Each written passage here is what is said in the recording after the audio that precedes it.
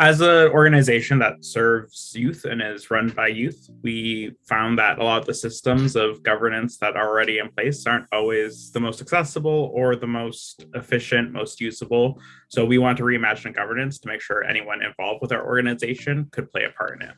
I think just knowing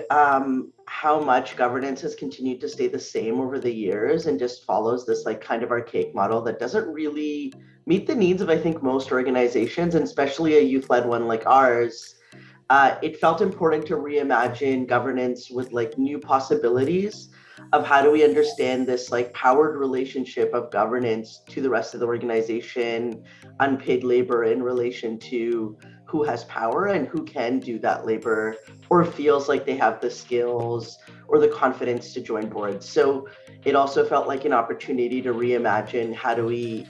create that container and how do we do decision making as an organization.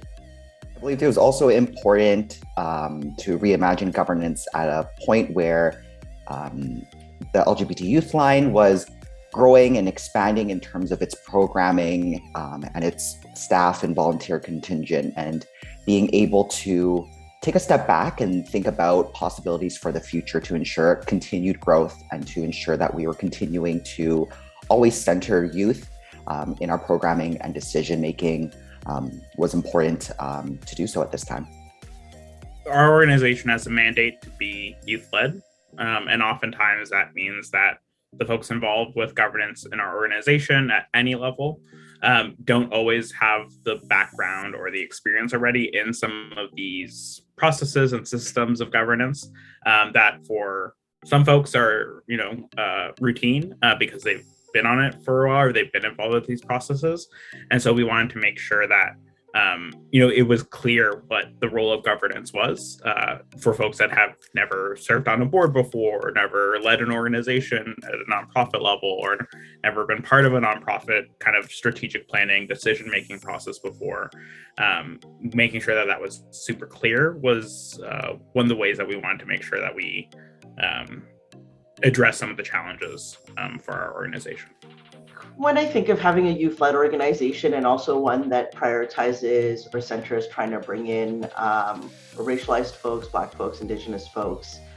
really when we start thinking of the intersections of race, indigeneity with sexuality, transness, and then being like, well, can you also be under 29? It's a context that adds a lot of layers in the ways that folks build confidence and also where they are in their life. And also if they're more meant to be social justice grassroots folks. So I think it creates new opportunities because it means it's a board or an organization that's closer to the ground and understands the issues of our service users.